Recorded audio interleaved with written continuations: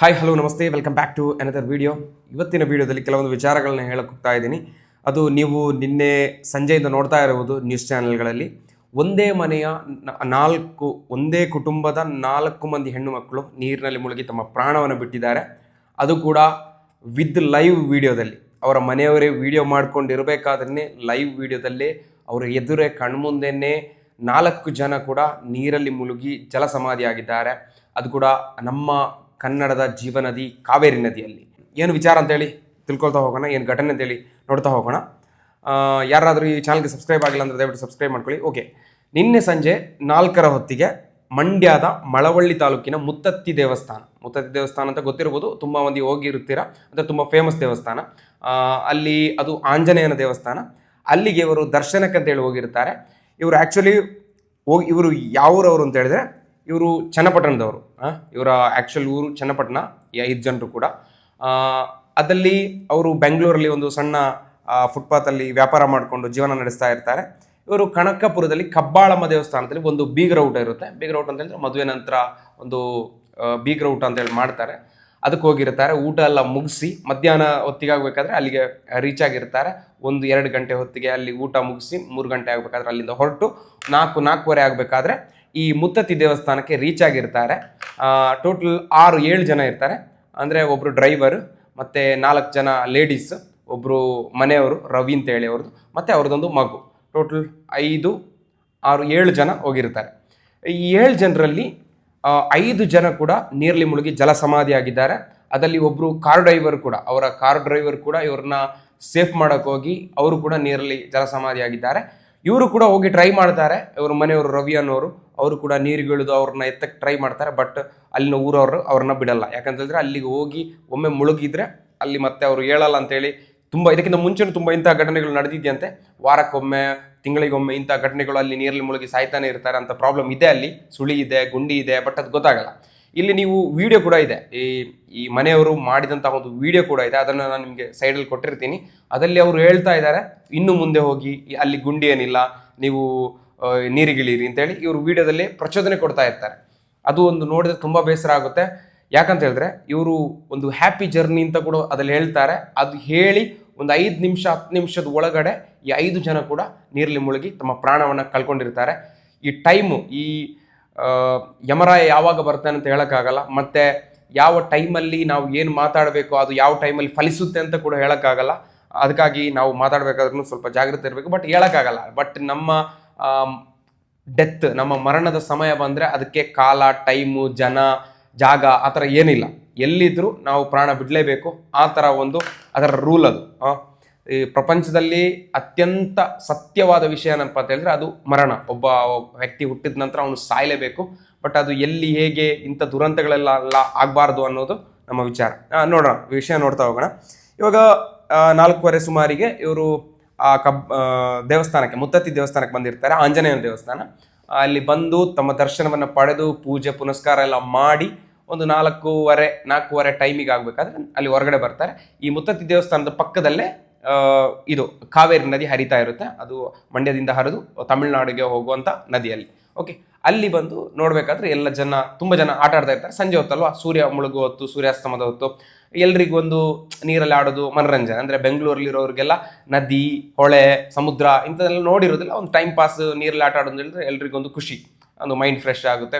ಯಾವುದೋ ಊರಿಂದ ಬಂದಿರ್ತಾರೆ, ನೋಡಿ ಟೈಮ್ ಪಾಸ್ ಮಾಡಿ ಆಟ ಆಡ್ಕೊಂಡು ಹೋಗೋಣ ಅಂತೇಳಿ ತೀರ್ಮಾನ ಮಾಡಿರ್ತಾರೆ. ನೀರಿಗೆ ಇಳಿತಾರೆ. ನೀರಿಗೆ ಇಳಿಬೇಕಾದ್ರೆ ಇವರು 4 ಜನ ಇಳಿತಾರೆ.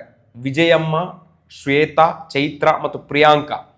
ಈ 4 ಜನ, ಇದು ರವಿ ಅವರ ಅಕ್ಕನ ಮಗಳು, ತನ್ನ ಹೆಂಡತಿ ಮತ್ತು ಮಗಳು, 4 ಜನ. ಇವರು ನೀರಿಗೆ ಇಳಿಯೋದಿಲ್ಲ. ಇವರು ನೀರಿಗೆ ಇಳಿಯೋದಿಲ್ಲ ಯಾಕಂತ ಹೇಳಿದ್ರೆ ಇವರಲ್ಲಿ ಸಣ್ಣ ಒಂದು 2 ವರ್ಷದ ಮಗು ಇರುತ್ತೆ, ಗಂಡು ಮಗು. ಅದಕ್ಕೆ ಆ ಮಗುನ ಇವರು ಹಿಡ್ಕೊಂಡಿರ್ತಾರೆ. ಇವರು ಸೈಡಲ್ಲಿ ಕೂತು ವಿಡಿಯೋ ಮಾಡ್ತಾ ಇರ್ತಾರೆ. ಇವಾಗ ಇದೇ ಥರ ಆಗ್ತಾ ಇರಬೇಕಾದ್ರೆ ಆ್ಯಕ್ಚುಲಿ ಅದು ನಿಮ್ಮ ವಿಡಿಯೋದಲ್ಲೇ ನಿಮ್ಗೆ ಗೊತ್ತಾಗುತ್ತೆ, ಸೈಡಲ್ಲಿ ಕೊಟ್ಟಿರ್ತೀನಿ. ಈ ಸೊಂಟದ ತನಕ ನೀರು ಬಂದಿರುತ್ತೆ. ಬಟ್ ಇವ್ರು ಹೇಳ್ತಾರೆ, ಇನ್ನೂ ಹೋಗಿ, ನೀರು ಏನು ಮುಳುಗಲ್ಲ, ಏನು ಗುಂಡಿ ಇಲ್ಲ, ಏನು ಆಳ ಏನಿಲ್ಲ, ನೀವು ಮುಂದೆ ಹೋಗಿ ಅಂತ ಪ್ರಚೋದನೆ ಮಾಡ್ತಾ ಇರ್ತಾರೆ. ಇವರು ಏನು ಮಾಡ್ತಾರೆ, ಆಯಿತು 4 ಜನ ಇದ್ದೀವಲ್ಲ, ಒಬ್ಬರು ಮುಳುಗಿದ್ರು ಹಿಡ್ಕೋಬೋದು ಅಂತೇಳಿ 4 ಜನ ಕೂಡ ಕೈ ಹಿಡ್ಕೊಂಡಿರ್ತಾರೆ. ಇಲ್ಲಿ 4 ಜನ ಕೂಡ ಕೈ ಹಿಡ್ಕೊಂಡಿರೋದೇ ಪ್ರಾಬ್ಲಮ್ ಆಗಿರೋದು. ಹಿಡ್ಕೊಂಡಿಲ್ಲ ಅಂತ ಇದ್ರೂ ಕೂಡ ಏನಾದರೂ ಹೆಚ್ಚು ಕಮ್ಮಿ ಆಗಿ ಒಬ್ಬರ ಪ್ರಾಣ ಹೋಗ್ತಿತ್ತೇನೋ, ಇನ್ನು ಕೈ ಹಿಡಿದು ಇಲ್ಲ ಅಂದರೆ ಬಚಾವಾಗ್ತಿದ್ರೇನೋ. ಇಲ್ಲಿ ಒಬ್ರು ಇದೇ ತರ ಸೊಂಟದ ತನಕ ನೀರು ಬಂದಿರುತ್ತೆ, ಮತ್ತೆ ಎದೆ ತನಕ ನೀರು ಬರುತ್ತೆ, ಇನ್ನು ಮುಂದೆ ಹೋಗ್ತಾರೆ. ಅವಾಗ ಅದು ಆಕ್ಚುಲಿ ನಿಮ್ ನದಿಯಲ್ಲಿ ಆದ್ರೆ ನಿಮ್ಗೆ ಗೊತ್ತಾಗಲ್ಲ. ನದಿಯಲ್ಲಾದ್ರೆ ನಿಮ್ಗೆ ಒಂದೇ ಲೆವೆಲಲ್ಲಿ ನೀರು ಹರಿತಾ ಇರುತ್ತೆ. ಬಟ್ ಕೆಳಗಡೆ ಯಾವ ತರ ಇದೆ, ಆಳ ಇದೆಯಾ, ಗುಂಡಿ ಇದೆಯಾ, ಮತ್ತೆ ಬಂಡೆ ಎಡೆಯಲ್ಲಿ ಗ್ಯಾಪ್ ಇದೆಯಾ, ನಿಮ್ಗೆ ಏನು ಗೊತ್ತಾಗಲ್ಲ. ಆಕ್ಚುಲಿ ನೋಡ್ಬೇಕಾದ್ರೆ ಒಂದೇ ಲೆವೆಲಲ್ಲಿ ಕಾಣಿಸ್ತಾ ಇರುತ್ತೆ. ಇವು ಸೈಡಲ್ಲಿ ಎಷ್ಟು ಇರುತ್ತೋ ಅಷ್ಟೇ ಗುಂಡಿ ಇರ್ಬೋದು ಅಂತ ಹೇಳಿ ಹೋಗಿ ಇಳಿತಾರೆ. ಬಟ್ ಇಳಿದ ನಂತರ ಗೊತ್ತಾಗೋದು, ಈ ತರ ಘಟನೆ ನಡೆದ ನಂತರ ಗೊತ್ತಾಗೋದು ಅಲ್ಲಿ ಅಷ್ಟು ಆಳ ಇತ್ತು, ಅಷ್ಟು ಗುಂಡಿ ಇತ್ತು, ಅಲ್ಲಿ ಸುಳಿ ಇತ್ತು ಅಂತ ತದ ನಂತರ ಗೊತ್ತಾಗೋದು. ಅದಕ್ಕೆ ನೀವು ನಿಮ್ಮ ಊರನ್ನ ಬಿಟ್ಟು ಬೇರೆ ಕಡೆ ಹೋಗ್ಬೇಕಾದ್ರೆ, ನೀವು ನೀರಿಗಿಳಿಬೇಕಾದ್ರೆ ತುಂಬಾನೇ ಜಾಗೃತ ಆಗಿರ್ಬೇಕು. ಯಾಕಂತಂದ್ರೆ ಅಲ್ಲಿ ಕೆಲವೊಂದು ಪ್ರಾಬ್ಲಮ್ ಇರುತ್ತೆ, ಅದು ಅಲ್ಲಿಯ ಊರಿನವರಿಗೆ ಮಾತ್ರ ಗೊತ್ತಿರುತ್ತೆ. ಇವಾಗ ಅಲ್ಲಿ ಇಳಿಬೇಕಾದ್ರೂ ಕೂಡ ಅಲ್ಲಿ ಹೋಮ್ ಗಾರ್ಡ್ ಮತ್ತೆ ಸೆಕ್ಯೂರಿಟಿ ಅವರು ಇರ್ತಾರಂತೆ. ಅವ್ರು ಹೇಳಿದ್ರಂತೆ ಜಾಸ್ತಿ ಆ ಕಡೆ ಹೋಗ್ಬೇಡಿ, ಅದು ಒಳ್ಳೇದಲ್ಲ, ಅಲ್ಲಿ ಸುಳಿ ಇದೆ, ಅಲ್ಲಿ ಪ್ರಾಬ್ಲಮ್ ಇದೆ. ಮತ್ತೆ ಪೊಲೀಸ್ ಅವರು ಕೂಡ ಇದ್ರಂತೆ. ಬಟ್ ಅವರು ಆ ಟೈಮಲ್ಲಿ ಇರಲಿಲ್ಲ, ವಾರ್ನ್ ಮಾಡಿ ಹೋಗಿದ್ದಾರೆ. ಬಟ್ ಊರು ಬಿಟ್ಟು ಹೋದವರು, ಸುತ್ತಲಿಗೆ ಹೋದವರು ಇಂಥ ಮಾತುಗಳನ್ನ ಕೇಳಕ್ಕೆ ರೆಡಿ ಇರೋದಿಲ್ಲ. ಯಾಕೆ ಅದು ಗೊತ್ತಿಲ್ಲ. ಇವಾಗ ನಾನು ಹೋದ್ರು, ನೀವು ಹೋದ್ರು ಬೇರೆ ಊರಿಗೆ, ನಾವು ಸಮುದ್ರದ ಬದಿಗೆ ಹೋದ್ರೆ, ನದಿಯ ಬದಿಗೆ ಹೋದ್ರೆ, ನಾವು ಅಲ್ಲಿರುವವರ ಮಾತನ್ನ ಕೇಳಕ್ಕೆ ರೆಡಿ ಇರೋದಿಲ್ಲ. ಅದು ನಾವು ಮಾಡೋ ಫಸ್ಟ್ ಮಿಸ್ಟೇಕ್. ಇವಾಗ ನಾವು ನಮ್ಮೂರಲ್ಲಾದ್ರೆ ನಮಗೆ ಎಲ್ಲ ಅದರ ಬಗ್ಗೆ ಗೊತ್ತಿರುತ್ತೆ, ಡೀಟೇಲ್ಸ್ ಗೊತ್ತಿರುತ್ತೆ, ಎಲ್ಲೆಲ್ಲಿ ಪ್ರಾಬ್ಲಮ್ ಇದೆ, ಎಲ್ಲಿ ಎಷ್ಟು ಗುಂಡಿ ಇದೆ, ಎಷ್ಟು ಆಳ ಇದೆ ಅಂತ ಕರೆಕ್ಟ್ ಗೊತ್ತಿರುತ್ತೆ. ನಾವು ಬೇರೆ ಊರಿಗೆ ಹೋದಾಗ ಅಲ್ಲಿಯ ಪ್ರಾಬ್ಲಮ್ಸ್ಗಳು ನಮಗೆ ಗೊತ್ತಿರೋದಿಲ್ಲ. ಅಲ್ಲಿಯ ಜನರು ಹೇಳಿದಾಗ ನಾವು ಅದನ್ನ ಕೇಳಬೇಕು. ಅಲ್ಲಿನ ಮಾತನ್ನ, ಅವ್ರು ಕೊಡೋ ಇನ್ಸ್ಟ್ರಕ್ಷನ್, ಅವರು ಏನು ಹೇಳ್ತಾರೆ ಅದನ್ನ ಪಾಲಿಸಬೇಕು. ಅದನ್ನ ಪಾಲಿಸದಿದ್ರೆ ಇಂಥ ಅನಾಹುತಗಳು, ಅವಘಡಗಳು ಸಂಭವಿಸುವುದು ಸಹಜ. ಇದು ಅಲ್ಲಿ ಹೇಳಿದ್ರಂತೆ ಆಲ್ರೆಡಿ ಜಾಸ್ತಿ ಹೋಗ್ಬೇಡಿ, ಅಲ್ಲಿ ಸುಳಿ ಇದೆ, ಪ್ರಾಬ್ಲಮ್ ಇದೆ, ಮುಳುಗೋಗ್ಬಿಡ್ತೀರಾ ಅಂತ ಹೇಳಿದ್ರು. ಅವರು ಕೇಳಿಲ್ಲ, ಕೇರ್ಲೆಸ್. 4 ಜನ ಕೂಡ ಕೈ ಹಿಡ್ಕೊಂಡು ಹೋದ್ರು. ಫಸ್ಟ್ ವಿಜಯಮ್ಮ ಅನ್ನೋರು, ಈ ರವಿ ಅವರ ಅಕ್ಕ, ಸ್ವಲ್ಪ ಏಜ್, ಅವರು 50-55 ಏಜ್ ಆಗ್ಬೋದು. ಅವರ ಕಾಲು ಸ್ಲಿಪ್ ಆಯಿತು, ಸ್ವಲ್ಪ ದಪ್ಪನೂ ಇದ್ದಾರೆ. ಅವರು ಕಾಲು ಸ್ಲಿಪ್ ಆದಾಗ ಆಟೋಮೆಟಿಕ್ ಆಗಿ ನೀರಿಗೆ ಸ್ಲಿಪ್ ಆಗಿ ಜಾರಿ ಬಿದ್ದರು. ಇವರ ಕೈ ಹಿಡ್ಕೊಂಡಂತಹ ಶ್ವೇತಾ, ಇವ್ರನ್ನ ಎಳೆಯಕ್ಕೆ ಹೋದ್ರು, ಇವರು ಕೂಡ ನೀರಿಗೆ ಹೋದ್ರು. ಇನ್ನೂ ಇಬ್ರು ಇದ್ರು, ಅವರು ಇಬ್ರು ನೀರಿಗೆ ಹೋದನ್ನು ನೋಡಿ ಇವರು ಬೊಬ್ಬೆ ಹೊಡೆದ್ರು, ಇವರು ಅವ್ರನ್ನ ಹಿಡ್ಕೊಳಕ್ ಹೋದ್ರು, ಇವರು ಕೂಡ ಮುಳುಗಿದ್ರು. ಅಂದ್ರೆ ಅಲ್ಲಿ ನೀವು ನೋಡುತ್ತಿರ್ಬೇಕಾದ್ರೆ ಕಾಣಿಸ್ಬೋದು, ಇದು ಏನು ಆಳ ಇಲ್ಲ, ನೀರು ಬತ್ತಿ ಹೋಗಿದೆ, ಸ್ವಲ್ಪ ಇದೆ ನೀರು ಅಂತ ಇಲ್ಲಿ ನೀವು ತಿಳ್ಕೊಬಹುದು. ಬಟ್ ಗುಂಡಿ ಯಾವ ತರ ಇದೆ ಅಂತ ಯಾರಿಗೂ ಗೊತ್ತಾಗಲ್ಲ. ಮೇಲ್ಗಡೆ ಮಾತ್ರ ನೀರು ನಮ್ಗೆ ಕಾಣಿಸೋದು, ಕೆಳಗಡೆದು ಯಾರಿಗೂ ಗೊತ್ತಾಗಲ್ಲ. ಅಲ್ಲಿಯ ಲೋಕಲ್ ಜನರಿಗೆ ಮಾತ್ರ ಅಲ್ಲಿ ಅದರ ಬಗ್ಗೆ ಗೊತ್ತಿರ್ಬೋದು. 4 ಜನ ಕೂಡ ಮುಳುಗೋದ್ರು. ಅದು ಮಾತ್ರ ಅಲ್ಲದೆ ಇವರನ್ನ ಯಾರು ಬೆಂಗಳೂರಿಂದ ಕರ್ಕೊಂಡು ಹೋಗಿದ್ರ, ಬಾಡಿಗೆಗೆ ಕಾರಲ್ಲಿ ಕರ್ಕೊಂಡು ಹೋಗಿದ್ರ, ಮಹೇಶ್ ಅನ್ನೋರು, ಅವರು ಕೂಡ ಅಲ್ಲಿ ನೀವು ವಿಡಿಯೋದಲ್ಲಿ ನೋಡ್ಬೋದು, ನೀಲಿ ಕಲರ್ ಶರ್ಟ್ ಆಗಿದ್ದಾರೆ. ಇವರು ಕೂಡ ಇವ್ರನ್ನ ರಕ್ಷಣೆ ಮಾಡಕ್ಕಂತೇಳಿ ಹೋಗ್ತಾರೆ. ಇವರು ಕೂಡ ನೀರಿಗೆ ಸ್ಲಿಪ್ ಆಗಿ ಬಿದ್ದುಬಿಡ್ತಾರೆ. ಅಂದ್ರೆ ಅಲ್ಲಿ ದೊಡ್ಡ ಹೊಂಡ ಇರುತ್ತೆ, ಅದಕ್ಕೆ ಬಿದ್ದು ಇವರು ಕೂಡ ತಮ್ಮ ಪ್ರಾಣವನ್ನು ಕಳ್ಕೊಳ್ತಾರೆ. ತದನಂತರ ಈ ಮನೆಯವರು ರವಿ ಅನ್ನೋರು, ಇವರು ಕೂಡ ಹೋಗಿ ನೀರಿಗೆ ಹಾರಿ ಇವ್ರನ್ನ ರಕ್ಷಣೆ ಮಾಡಕ್ಕಂತೇಳಿ ಓಡ್ತಾರೆ. ಅಷ್ಟೊತ್ತಿಗಾಗಲೇ ಊರವರೆಲ್ಲ ಬಂದು ಅವ್ರನ್ನ ಹಿಡ್ಕೊಂಡು, ದಯವಿಟ್ಟು ಹೋಗ್ಬೇಡಿ, ಆಲ್ರೆಡಿ ಅದು ಅಲ್ಲಿಗೆ ಹೋದವ್ರು ಯಾರು ಇನ್ನೂ ಬದುಕಿಲ್ಲ, ಅಂದ್ರೆ ಅದು ಅಲ್ಲಿ ಗುಂಡಿ ಗೊತ್ತಾಗಲ್ಲ, ಬಟ್ ಅಲ್ಲಿಗೆ ಹೋದವ್ರು ಯಾರು ಬದುಕಿ ಬಂದಿಲ್ಲ, ನೀವು ಹೋಗ್ಬೇಡಿ ಅಂತೇಳಿ ಇವ್ರನ್ನ ಹಿಡಿದಿಟ್ಕೊಳ್ತಾರೆ. ಅದರಿಂದ ಇವರು ಮತ್ತು ಇವರ ಮಗ, ಸಣ್ಣ 2 ವರ್ಷದ ಮಗ ಬದುಕುಳಿತಾನೆ. ಇದು ದೊಡ್ಡ ಒಂದು ಅನಾಹುತ ಅಂತಾನೆ ಹೇಳ್ಬೋದು. ಅವರು ವಿಡಿಯೋದಲ್ಲಿ ನೀವು ಹೇಳ್ತಾ ಇರ್ಬೋದು, ತಮಾಷೆಗೆ ಹೇಳಿದ್ದಾರೆ ಮುಂದೆ ಹೋಗಿ ಅಂತೇಳಿ, ಇವರೇ ಹೇಳೋದು ಅಂತ ಕಾಣಿಸುತ್ತೆ. ರವಿ ಅವರು ಇವರು ಹೇಳಿದ್ದಾರೆ. ಅದು ಅಲ್ಲದೆ ಸೇಫ್ ಜರ್ನಿ ಅಂತ ಹೇಳಿ ಒಂದು 5 ನಿಮಿಷ ಆಗಿಲ್ಲ ದೇವನ ಪಾದಕ್ಕೆ ಅವರು ಸೇರಿ ಹೋದ್ರು ಅಂತ ಇಲ್ಲಿ ಹೇಳಲಾಗ್ತಾ ಇದೆ. ಇದು ಎಲ್ಲಾದರೂ ಅವರೇ ಮಾತಾಡಿದಾದ್ರೆ ಅವರಿಗೆ ತುಂಬಾ ಬೇಸರ ಆಗ್ಬೋದು, ಲೈಫ್ ಟೈಮ್ ರಿಗ್ರೆಟ್ ಅವರಿಗೆ. ಅವರು ಸಾಯೋ ತನಕ ಪಶ್ಚಾತ್ತಾಪ ಪಡಬೇಕಾಗುತ್ತೆ. ಯಾಕಂದ್ರೆ ಅಷ್ಟು ಬೇಜಾರು. ಅಂದ್ರೆ ಏನೋ ಒಂದು ಟೈಮಲ್ಲಿ ಅವರು ಹೇಳಿದ್ದು ಅದೇ ತರ ಆಯ್ತಲ್ಲ ಅಂತ ಹೇಳಿ ತುಂಬಾ ಬೇಸರ ಆಗ್ಬೋದು. ಮತ್ತೆ ಇಲ್ಲಿ ತದನಂತರ ಅಗ್ನಿಶಾಮಕದವರೆಲ್ಲ ಬಂದು ಬಾಡಿಯನ್ನೆಲ್ಲ ಮೇಲಕ್ಕೆ ಎತ್ತಿದ್ರು. ಹೋಮ್ಗಾರ್ಡು, ಪೊಲೀಸು ಅವರೆಲ್ಲ ಇದ್ರು. ಆದ್ರೂ ಕೂಡ ಯಾವುದೇ ಪ್ರಯೋಜನ ಆಗಿಲ್ಲ. ಇಲ್ಲಿ ನೀವು ತಿಳ್ಕೋಬೇಕಾಗಿರೋದೇನೆಂದ್ರೆ, ನೀವು ನಿಮ್ಮ ಊರನ್ನ ಬಿಟ್ಟು ಬೇರೆ ಕಡೆ ಹೋದಾಗ ಒಂದು ನೀರು, ಒಂದು ಬೆಂಕಿ, ಇದ್ರ ಜೊತೆ ಚೆಲ್ಲಾಟ ಆಡಬಾರ್ದು. ಹಿರಿಯರು ಅದನ್ನೇ ಹೇಳ್ತಾ ಇದ್ರು, ನೀರು ಮತ್ತು ಬೆಂಕಿ ಹತ್ರ ಯಾವಾಗ ಕೂಡ ಚೆಲ್ಲಾಟ ಆಡಬಾರ್ದು. ಅಂದ್ರೆ ಯಾವಾಗ ಏನಾಗುತ್ತೆ ಅಂತ ಹೇಳಕ್ಕಾಗಲ್ಲ. ನೋಡಿ, ಇವರು ನೀರಲ್ಲಿ ಕಣ್ಣು ಎದ್ದುರೆ ವಿಡಿಯೋ ಮಾಡಿ, ಇಷ್ಟೇ ನೀರಿರೋದು ಆಕ್ಚುಲಿ.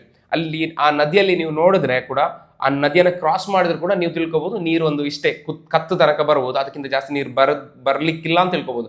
ಬಟ್ ಇವರು 5 ಜನ ಮುಳುಗಿ ಕೂಡ ಇವ್ರನ್ನ ರಕ್ಷಣೆ ಮಾಡೋಕ್ಕಾಗಿಲ್ಲ ಅಂತ ಹೇಳಿದ್ರೆ ಎಷ್ಟು ಆಳ ಇರ್ಬೋದು ಅಂತ ಆಲೋಚನೆ ಮಾಡಿ. ಅದಕ್ಕೆ ನಮಗೆ ಗೊತ್ತಿಲ್ಲದ ಜಾಗದಲ್ಲಿ ನಾವು ಹೋಗಿ ಅಧಿಕ ಪ್ರಸಂಗ ಮಾಡಬಾರ್ದು. ಅಲ್ಲಿ ಯಾರು ಊರವರು ಇರ್ತಾರ, ಅವರ ಮಾತನ್ನ ಕೇಳಬೇಕು, ಅವರ ವಿಶ್ವಾಸವನ್ನ ಪಡ್ಕೋಬೇಕು. ಯಾಕಂತ ಹೇಳಿದ್ರೆ ನಮಗೆ ಗೊತ್ತಿರಲ್ಲ ಅಲ್ವಾ, ನಾವು ನಮ್ಮ ಊರಲ್ಲಾದ್ರೆ ನಡೆಯುತ್ತೆ. ಮತ್ತೆ ಇದು ಇಲ್ಲಿ ಪ್ರಾಬ್ಲಮ್ ಏನಂತಂದ್ರೆ, ಒಂದು ದೇವಸ್ಥಾನದ್ದು ಇದಲ್ವಾ, ಅಲ್ಲಿ ಅಷ್ಟು ಯಾರು ರಿಸ್ಟ್ರಿಕ್ಷನ್ ಮಾಡೋಕ್ಕೆ ಜನ ಇರಲ್ಲ. ಅದೇ ನೀವು ಬೀಚ್ ಕಡೆ ಹೋಗಿ, ದೊಡ್ಡ ದೊಡ್ಡ ನದಿಯ ಕಡೆ ಹೋದ್ರೆ ಅಲ್ಲಿ ಹೋಮ್ ಗಾರ್ಡ್, ಸೆಕ್ಯೂರಿಟಿ ಗಾರ್ಡ್ ಎಲ್ಲ ನಿಮ್ಮನ್ನ ಬಿಡೋದೇ ಇಲ್ಲ. ಒಂದು ಲಿಮಿಟ್ಗಿಂತ ಜಾಸ್ತಿ ಹೋಗಿ ಬಿಡೋದಿಲ್ಲ. ಅಲ್ಲಿ ಅವ್ರು ರೆಸ್ಟ್ರಿಕ್ಟ್ ಮಾಡ್ತಾರೆ, ಇಲ್ಲಾಂದ್ರೆ ಬೈದು ಕಳಿಸ್ತಾರೆ, ಆ ಥರ ಜೋರು ಮಾಡ್ತಾರೆ. ಇದು ದೇವಸ್ಥಾನದ ಪರಿಸರ ಆದ್ರಿಂದ ಅಲ್ಲಿ ಜಾಸ್ತಿ ಜನ ರೆಸ್ಟ್ರಿಕ್ಟ್ ಮಾಡೋಕ್ಕೂ ಇರಲ್ಲ, ಸ್ವಲ್ಪ ಫ್ರೀ ಆಗಿರ್ತಾರೆ, ಯಾರು ಹೋಗಲ್ಲ, ಜಾಸ್ತಿ ಮುಳುಗಲ್ಲ ಅಂತೇಳಿ, ಆ ಕಡೆ ಹೋಗಲ್ಲ ಅಂತೇಳಿ ಅಷ್ಟು ರಿಸ್ಟ್ರಿಕ್ಟ್ ಕೂಡ ಮಾಡಲ್ಲ. ಮಾಡಿದ್ರು ಕೂಡ ಚೆನ್ನಾಗಿರಲ್ಲ ದೇವಸ್ಥಾನದ ಏರಿಯಾದಲ್ಲಿ ಅಂತೇಳಿ. ಅದಕ್ಕೆ ನೀವು ನೋಡ್ಕೊಳ್ಳಿ, ಇಂಥ ಒಂದು ಅವಘಡಗಳು ಇನ್ನೂ ಸಂಭವಿಸದಿರಲಿ. ನಿಮ್ಮ ಅಭಿಪ್ರಾಯ ಮತ್ತು ಅನಿಸಿಕೆಗಳನ್ನು ಕಮೆಂಟ್ ಬಾಕ್ಸ್ನಲ್ಲಿ ತಿಳಿಸಿ. Thank you for watching.